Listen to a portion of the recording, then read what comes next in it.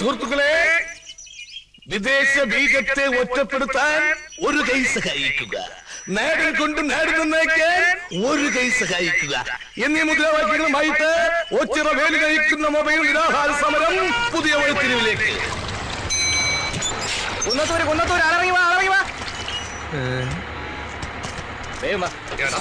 നീ വീണ്ടും പറഞ്ഞേ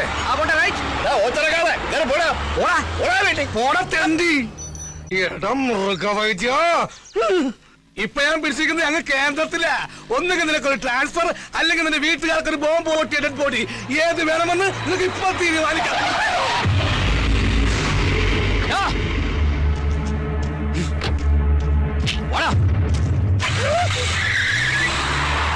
ദൈവം തീരുമാനിച്ച് വീട്ടുകാർക്ക് ബോംബ് പൊട്ടിയ ഡെഡ് ബോഡി പൊട്ടി, ബോംബ് പൊട്ടി. ഹരീന്ദ്രന്റെ കൈ കൊണ്ടവന്റെ കഥ തീർന്ന്.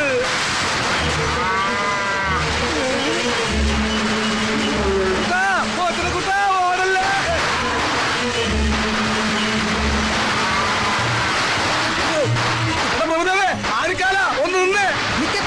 നിന്റെ വിത്തുകളെ കൊണ്ടുതന്നെ കുത്തി കൊല്ലിക്കാനല്ലേ? അല്ല, ഈ നാടും ഞെട്ടിക്കുന്ന സത്യം പറയാനാ. നിന്റെ അമ്മണിക്കുട്ടിക്ക് ഏത് ടൈപ്പ് കുഞ്ഞുങ്ങളെന്നാ പറഞ്ഞത്?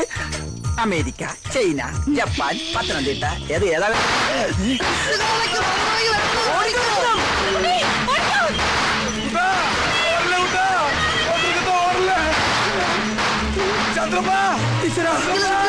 എന്നെ കൂടെ കൊണ്ടുപോ. നീ ഓടി വന്ന് വിട്ടോ. വിത്തുകളെ ഉന്നം വെച്ചിരിക്കുന്നത് എത്തമ്മയാടാ. പണ്ടേ അവനൊരു കണ്ണുള്ളതാ. തീരനെ ഉറപ്പാ. നീ എന്തിനാണ് എത്ര സ്പീഡാ പോകുന്നത്? കാല രത്നമ്മയുടെ പുറകെ പോയി. ബ്രേക്ക് ഞാൻ എപ്പോഴേ പിടിച്ചേനെ. അപ്പം ബ്രേക്ക് ഇല്ലേ? നിർത്ത്. ഇത്ര സ്പീഡിൽ എങ്ങോട്ടേക്കാ? ആ കരിങ്കണ്ണ വേലുവിന്റെ കാള ഇട്ട് ഓടിക്കുവാ.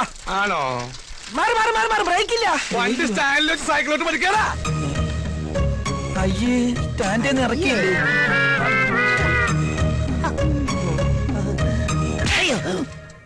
ഇത് നിന്റെ ഡോക്ടർക്ക് കരുതി വെച്ചിരുന്നതാ.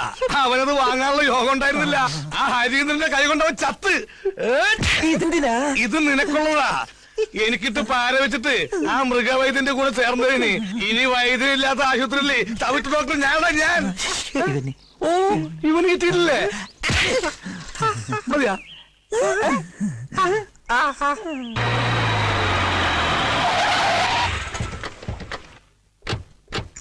ഇത് ഗൗതം. ഇവനാണ് എന്നെ രക്ഷിച്ചത്. ഇവിടുത്തെ വെറ്റിനറി ഡോക്ടറാ. അറിയാം.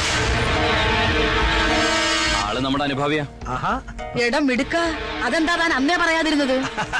ബ്രഹ്മാവിന്റെ ആയുസ ഹരീന്ദ്രന്.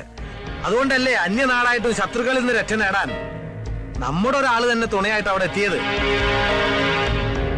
ഞാൻ എന്ത് സഹായമാ ഇതിന് പ്രതിഫലമായിട്ട് നിനക്ക് ചെയ്യേണ്ടത്? ഇവിടുന്ന് ട്രിവാൻഡ്രത്തേക്ക് ഒരു ട്രാൻസ്ഫർ പറഞ്ഞോളൂ. ചെറിയ പ്ലീസ്. പകരം ചെയ്യേണ്ടവൻ ഞാനല്ലേ. തൽക്കാലം കുറച്ചുനാൾ ഇവൻ ഇവിടെ നിൽക്കട്ടെ, എന്റെ ഫ്രണ്ടായിട്ട്. എപ്പോ ട്രാൻസ്ഫർ ആണെന്ന് ഹരീന്ദ്രൻ തീരുമാനിക്കും. വാടാ.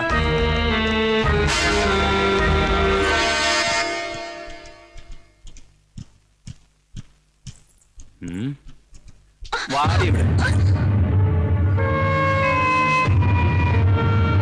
ലുക്ക്, ഇതെന്റെ ഭൂമിക. ആരോമലാൾ, പ്രേയസി, കാമുകി എന്നൊക്കെ പറയും. പക്ഷേ ഹരീന്ദ്രൻ പറയും എന്റെ മണവാട്ടിയെന്ന്. കം.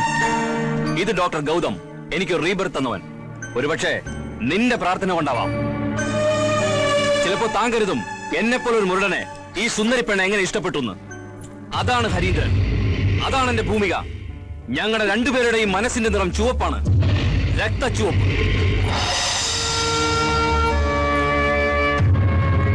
നമ്മുടെ പ്രസ്ഥാനത്തിന് വേണ്ടി, വ്യക്തിപരമായി പറഞ്ഞാൽ ഈ തറവാടിന് വേണ്ടി, എനിക്ക് വേണ്ടി എല്ലാം ഉപേക്ഷിച്ച് സജീവമായി എന്തിനും ഏതിനും മുന്നേറി നിൽക്കുന്ന നമ്മുടെ ഈ ഹരീന്ദ്രന് ഈ കുടുംബത്തിന്റെ എല്ലാമായി എന്റെ ജ്യേഷ്ഠന്റെ മകൾ ഭൂമിയെ വിവാഹം ചെയ്തു കൊടുക്കാൻ നിശ്ചയിച്ചിരിക്കുന്ന വിവരം നിങ്ങൾക്ക് അറിയാവുന്നതാണല്ലോ. ചേട്ടന്റെ രക്തസാക്ഷി ദിനത്തിന്റെ അന്ന് നമ്മുടെ മുതിർന്ന നേതാവ് നമ്പ്യാർ സാറിന്റെ സാന്നിധ്യത്തിൽ രണ്ടുപേരുടെയും വിവാഹം നടക്കുന്നതാണ്.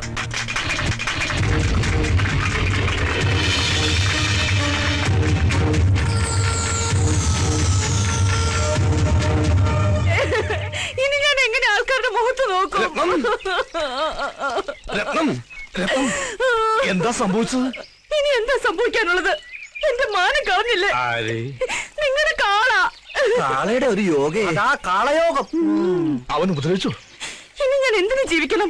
ഇത്രയും കാലം കാത്തു സൂക്ഷിച്ച മാനം ഒരു നിമിഷം കൊണ്ട് പോയില്ലേ? അത് പിന്നെയും പോയാ? കണ്ടില്ലേ നാശം? ഇപ്പോഴും അവിടെ നിന്ന് ശൃംഖരിക്കുക. അമ്പട കള്ള കാര്യം ഒപ്പിച്ചല്ലേ? ഭാഗ്യവാൻ. അടുത്ത ജന്മമെങ്കിലും നീയായിട്ട് പിറന്നാ മതിയായിരുന്നു.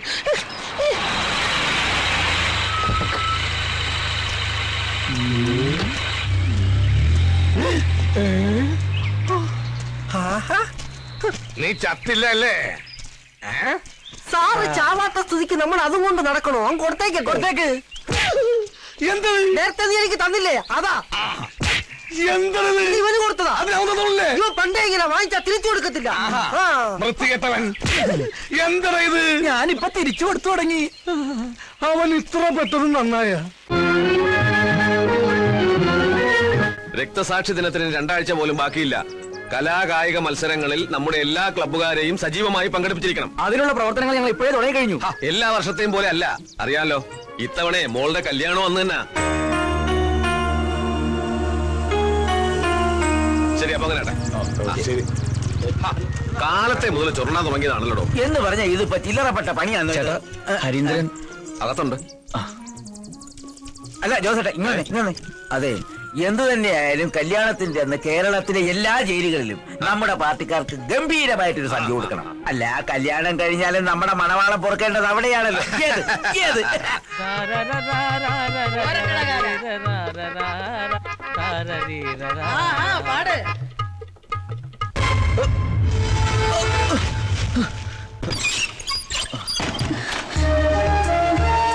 എല്ലാം അറിഞ്ഞല്ലോ. അറിഞ്ഞു. നിന്നെ കാണാൻ തന്നെയാണ് ഞാൻ വന്നത്. എനിക്ക് വേണ്ടി മരിക്കാനല്ലാതെ ഈ നാട്ടിൽ നിങ്ങൾക്ക് ജീവിക്കാൻ പറ്റില്ല. എന്നിൽ നിനക്ക് വിശ്വാസമുണ്ടോ? എന്നേക്കാൾ. എങ്കിൽ ഞാൻ പറയുന്നത് നീ കേൾക്കണം. എടുത്തുചാട്ടമല്ല, ആത്മനിയന്ത്രണമാണ് ഇപ്പൊ നമുക്ക് ആവശ്യം. വിവാഹത്തിന് ഇനിയും ദിവസമുണ്ടല്ലോ. എന്തെങ്കിലും ഒരു മാർഗം ദൈവം നമുക്ക് തുറന്നു തരും. അതുവരെ നമ്മൾ തമ്മിൽ ഒരടുപ്പവും പാടില്ല. അറിയാലോ, മഷിയിട്ട് നോക്കുന്ന പരിവാരങ്ങളാ ചുറ്റും. വാക്കുകൊണ്ടല്ല, വാളുകൊണ്ടേ അവർക്ക് സംസാരിക്കാൻ അറിയും. അതുകൊണ്ട് ഒരു സംശയത്തിനും നമ്മൾ ഇടവരുത്തരുത്. നോക്ക്, ഒന്നും സംഭവിക്കാത്ത മട്ടിൽ വളരെ സന്തോഷത്തോടെ വേണം ഇനി നിന്നെ കാണാൻ. അയ്യോ അച്ഛമ്മ,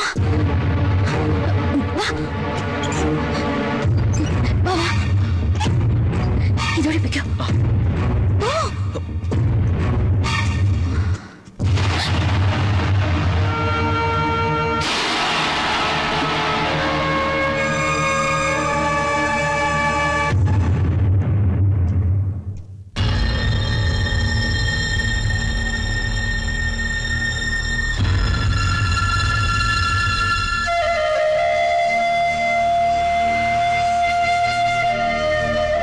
മരണം പോലെ ഇവിടെ ഒരു ആഘോഷമാ. ഒരിക്കലും എന്റെ മോൾക്ക് ഈ അമ്മയുടെ ഗതി ഉണ്ടാവരുത്. നീ എടുത്ത തീരുമാനം ശരിയാ. ജീവിതകാലം മുഴുവൻ നെഞ്ചിൽ തേയും പേര് ജീവിക്കുന്നതിലും ഭേദം മനസ്സാൽ ഇഷ്ടപ്പെട്ടവന്റെ കൂടെ പൊറുക്കുന്നതാ.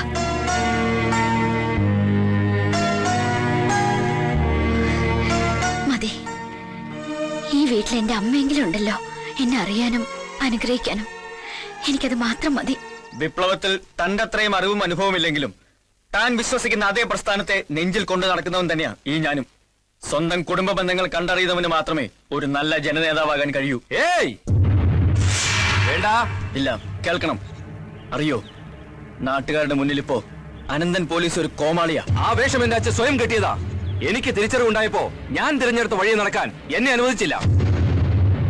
അതിന്റെ ആഫ്റ്റർ എഫക്റ്റാ എന്റെ അമ്മയുടെ മരണം പോലും. Never look back.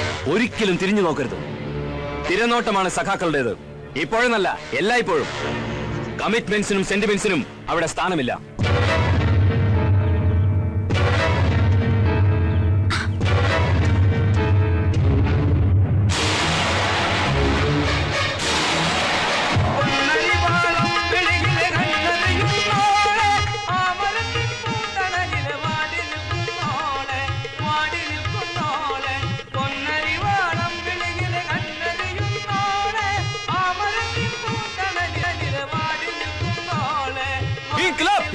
സിന്ദാബാദ്! ഇൻക്ലാബ് സിന്ദാബാദ്! നീ ഒന്നും പറയണ്ട. ഒരു ട്രാൻസ്ഫർ അല്ലെങ്കിൽ ജോലി റിസൈൻ ചെയ്തിട്ടാണെങ്കിലും ഉടൻ നീ അവിടെ നിന്ന് തിരിക്കണം. ഞാൻ എത്ര തവണ നിന്റെ മൊബൈലിലേക്ക് വിളിച്ചോന്നറിയോ? അമ്മ, ഇവിടെ മൊബൈലിന് റേഞ്ച് ഇല്ല. അത് ടോട്ടലി ഡെൻഡാ. അമ്മ വിചാരിക്കുമ്പോൾ ഇവിടെ ഒരു കുഴപ്പമില്ല. കുഴപ്പമില്ലെന്നോ? ഫ്ലാറ്റിനകത്തൊരു ജയിൽ പുള്ളി ഒളിപ്പിച്ചു വെച്ചിട്ട് ഇപ്പൊ അവിടെ അവനുമായിട്ടല്ലേ നിനക്ക് ചങ്ങാത്തം? അമ്മേ പ്ലീസ്, കുറച്ച് ദിവസം കൂടെ, എന്നിട്ട് ഞാൻ തന്നെ ട്രാൻസ്ഫർ മേടിച്ച് അങ്ങോട്ട് വന്നോളാം. ഒരു ദിവസം പോലും നീ അവിടെ നിൽക്കരുത്. അവിടെ നിന്ന് ഒരു കല്യാണവും നിനക്ക് വേണ്ട. നിന്നെ കയ്യോടെ കൊണ്ടുപോകാൻ അമ്പി അവിടെ നിന്ന് തിരിച്ചിട്ടുണ്ട്. അയ്യോ അമ്മേ,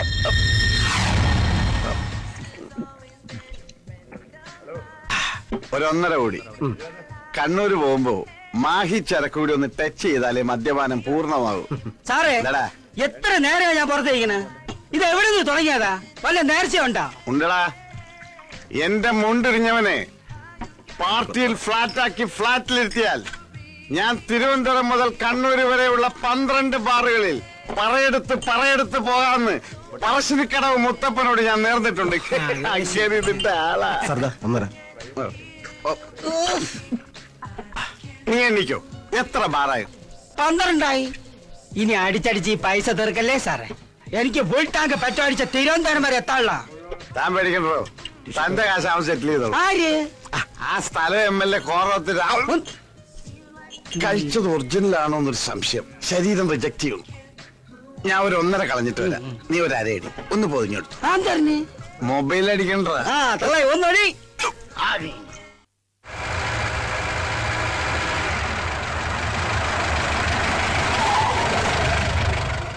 തള്ളേ അടിച്ച് കൊഞ്ചായി കിടക്കണ് സാറേ. MLA വീടെത്തിന്ന് സാറേ. ഏത് പറ?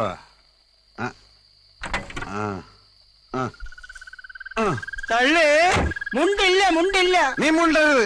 4550 രൂപയിൽ നിന്റെ കാശ് ഞാൻ മുണ്ടിക്കോളാം. സാറേ അണ്ടറില്ല. ഈ മുണ്ടെടുത്തോണ്ടോ? ഇതാ. ഓ എനിക്ക് വയ്യല്ല തള്ളേ. ആരെങ്കിലും ആകട്ടെ, കള്ളിമുണ്ടെങ്കിൽ കള്ളിമുണ്ട്. ആരാ നിരാഹാരം കിടക്കണത്? ഓ, കണ്ണൂർ സെക്രട്ടേറിയറ്റ് ആയിരിക്കും. ഓ, ചത്തുപോയാ? ആ കണ്ണൂർ ആ സ്ഥലം ആരെങ്കിലും കൊന്നതായിരിക്കും. തൊടാൻ നിക്കണ്ട, പിന്നെ CBI വരും. മുണ്ടേക്കറി പിടിച്ചത് നീ നമ്മുടെ പാർട്ടിക്കാരനാ. അതാ മുണ്ടേ പിടിച്ചത്. ഞാൻ തിരുവനന്തപുരത്ത് നിന്ന് വന്നിരിക്കുകയാണ്. സെക്രട്ടേറിയറ്റിന് ഓണർ ഗസ്റ്റാ. രാഘവനോട് പോയി എന്തോ രാഘവനെ വിളിയടാ. ആദ്യം 4550 രൂപ എടുത്ത് കാർ സെറ്റിൽ ചെയ്യും. അത് കഴിഞ്ഞിട്ട് ഫുഡ് എടുത്ത് മട്ടേ നീ വണ്ടി തിരിച്ചിട്ട് കാശിപ്പോരും. അച്ഛനോ എന്താടാ? അതെ, സെക്രട്ടേറിയറ്റിൽ നിന്ന് ഒരു ഗസ്റ്റ് വന്നിട്ടുണ്ട്. പെട്ടെന്നൊരു 4550 രൂപ എടുക്കണം. ആരോടോ? ആ, ഒരു ഗസ്റ്റേ. ഞാൻ ആ കാറൊന്ന് സെറ്റിൽ ചെയ്തിട്ട് വരാം. ഗസ്റ്റോ? ആ, തിരുവനന്തപുരത്ത് നിന്ന് ആരോ വന്നു. പൈസ വിടി. ഇയാളിത് എവിടെ പോയി? ഇവിടെ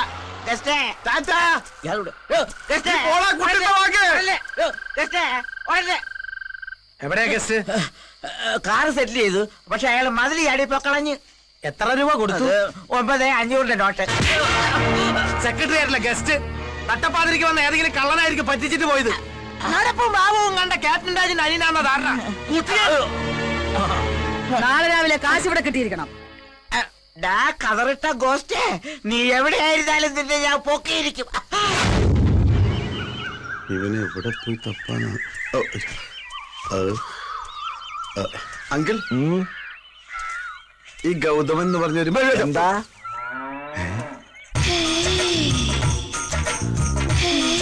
കണി കൊള്ളാം. അല്ല സാറേ, എന്താ ചോദിച്ചേ? എപ്പോ ചോദിച്ചു? തോളത്തൊരു മമ്മട്ടി വെച്ച മമ്മൂട്ടിയാണെന്ന് നേരം. ഓ, കാലത്തെ ഡൈ ചെയ്ത് ഇറങ്ങിയിരിക്കുക പെമ്പിള്ളേരെ വളക്കാൻ. ഓരോ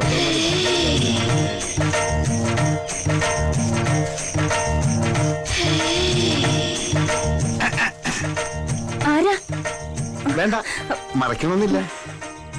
തിരുവനന്തപുരം സെക്രട്ടേറിയറ്റ് കേട്ടിട്ടുണ്ടോ? അതിന്റെ ഓണറാ. അപ്പൊ മന്ത്രിമാരോ? അത് ഞാൻ വാടകയ്ക്ക് കൊടുത്തിരിക്കും. അവരിന്ന് വരെ നാളെ പോവും. ആ, ഒരു കാര്യം അറിയാനാ. ഹസ്ബൻഡിനൊന്ന് വിളിക്കാം. ഹസ്ബൻഡ് ഇവിടെ ഇല്ല. എനിക്ക് വൈഫും ഇല്ല. അച്ഛനോ? അച്ഛൻ മരിച്ചു. ഓ, എന്റെയും. ആങ്ങളും ആരോ? ആരുമില്ല, ഞാൻ ഒറ്റയ്ക്കാ. ഞാനും. എന്താ നാള്? മകം. മകം എന്ന് പറയുമ്പോ മകം പെറ്റ മങ്ക. സൂര്യൻ, കതിരവൻ, ആദിത്യൻ. കുഴപ്പമില്ല. 3-ൽ 10 വരുത്തം. ഓക്കെ. കട്ടില് പണിഞ്ഞാൽ തൊട്ടില് റെഡി. എന്ത് ചെയ്യും?